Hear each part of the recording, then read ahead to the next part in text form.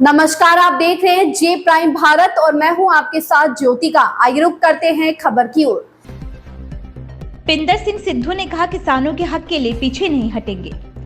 संयुक्त किसान मोर्चा संयोजक पिंदर सिंह सिद्धू प्रेस वार्ता ने कहा, शंभू खनौरी बॉर्डर पर बैठे हुए किसानों की मांगों को तत्काल माने भारत सरकार। किसान नेता डल्लेवाल की हालत नाजुक, 23 दिनों से आमरण अनशन पर बैठे हैं। लगभग एक साल से दोबारा किसान बॉर्डर पर बैठे हैं और मोदी सरकार अपने द्वारा किए गए वादे ही पूरे नहीं कर रही है।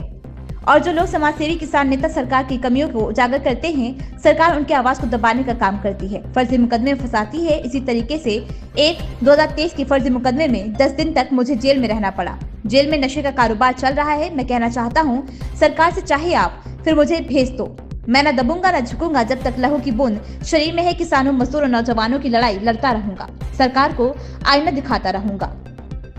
संयुक्त किसान मोर्चा के साथ ही किसान नेता उमाशंकर यादव मीडिया से बात करते हुए कहा कि गांधी जी के बाद ये दूसरा आमरण अनशन है। गांधी जी 21 दिन के लिए अनशन पर थे और बॉर्डर पर किसान 23 दिन से आमरण अनशन पर बैठे हैं। किसानों की मांगों को लेकर किसान मजदूर यूनियन मनीष यादव दशहरे के नेतृत्व में 21 तारीख की लखनऊ में किसान पंचायत है, जिसमें 28 किसान संगठन हिस्सा ले रहे हैं। उसके बाद जैसा भी आदेश होगा, हम सब जल्द ही दिल्ली बॉर्डर के लिए कूच करेंगे। सिख संगठन अध्यक्ष गुरपाल सिंह ने कहा कि जब पहले किसान आंदोलन हुआ तो लगभग 750 किसान शहीद हो गए। अभी तक उन किसानों को सरकार द्वारा किसी प्रकार का मुआवजा नहीं मिला है। सरकार की आंखों पर अहंकार की पट्टी चढ़ी हुई है।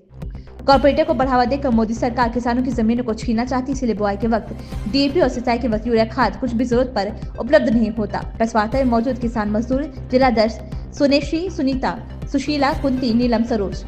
लखनऊ से साउद अली की रिपोर्ट। अब जेल आप सब जान ही रहे हैं कि ये सरकार जो है, जो भी कोई सत्ता के विरुद्ध काम करता है या इनको आईना दिखाता है, इनके कामों को उजागर करता है, चाहे वो पुलिस महकमा हो, चाहे वो तहसीलदार हो, जो भी जिले के अधिकारी हैं, इनके खिलाफ हम लोग मुद्दे उठाते रहते हैं। किसानों मजदूरों की कोई बात सुनता नहीं।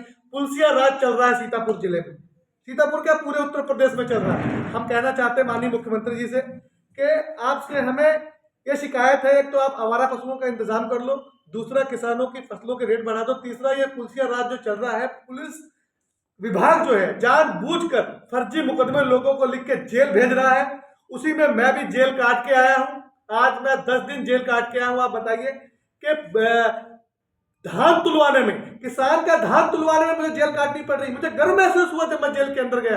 कोई फर्क नहीं, क्योंकि मैं किसानों के काम करवाने के लिए जेल गया था। सरकार को शर्म आनी चाहिए। हम सब लोगों पर ऐसे मुकदमे बताइए लिखवा दिए गए और जांच होने के बाद जिसकी जांच सीओ साहब करते हैं, कैसे मुकदमा फर्जी लिख दिया गया। लेकिन अधिकारियों के दबाव में हम सब जैसे लोग, जो हमारे साथी हैं, जो लोग सरकार के विरुद्ध काम करते हैं, बात करते हैं, सरकार की कमियों को उजागर करते हैं, उन सबको सरकार दबाना चाहती है, अपनी गलतियों को छुपाना चाहती है।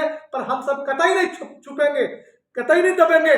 इस शरीर में, मेरे जिस्म में जब तक खून की एक एक बूंद है, किसानों मजदूरों के लिए लड़ता रहूंगा। एक बार क्या, मुझे 100 बार जेल जाना पड़े, ना कल दबे थे, ना आज दबे हैं, ना आगे दबेंगे।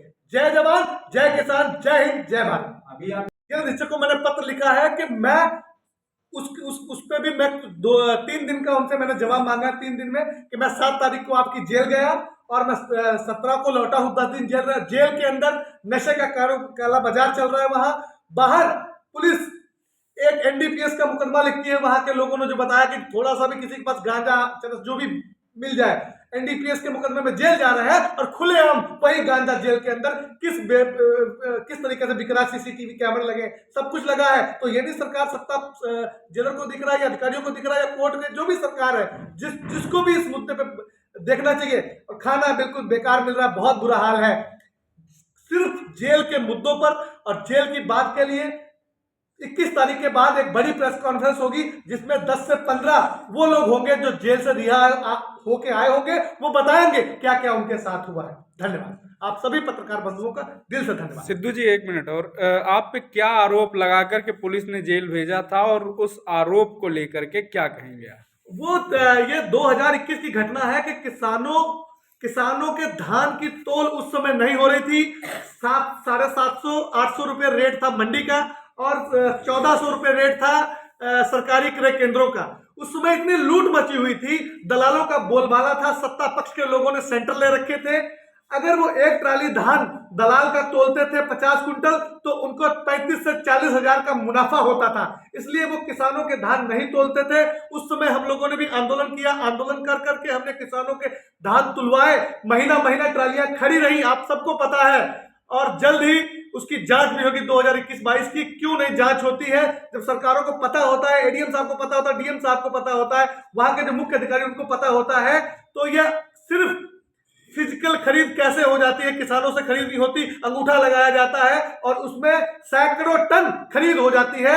ये जो 2 नंबर का काम चल रहा है, इस पर भी सरकार को ध्यान रखना चाहिए और किसानों के मुद्दे पर, मजदूरों के मुद्दे पर जरूर ध्यान रखना चाहिए। हमारा इतना कहना है, आगे हम सब मिलकर लड़ाई लड़ते रहेंगे। किसी एक भी किसान नेता पर अगर अब फर्जी मुकदमा लिखा गया तो सीतापुर में इंकलाब होगा, जो आप सब भी जानेंगे। सवाल ये था, आरोप क्या लगाया था? आरोप ये लगाया गया कि आपने अधिकारी से मारपीट की, आपने अधिकारी से वसूली की और अधिकारी जो थे वो अनुसूचित जाति के थे, हमें नहीं पता। उसमें 80 हर्जन एक्ट भी हम पे लगाया गया और कोई मुकदमे में हम जेल जा नहीं सकते थे, ऐसे हमारे काम नहीं थे। तो ऐसा षड्यंत्र करके 156(3) से यह मुकदमा लिखा गया जी। आप कुछ कानूनी लड़ाई ये कहां तक ले जाएंगे? ये लड़ाई हम आर पार की लड़ेंगे। अब जब हम जेल गए तो जिन्होंने मुकदमा लिखवाया था उनके हम उनको पता भी है, उन्होंने अपने अधिकारी के दबाव में मुकदमा लिखवाया। उनका कल फोन आया था कि भैया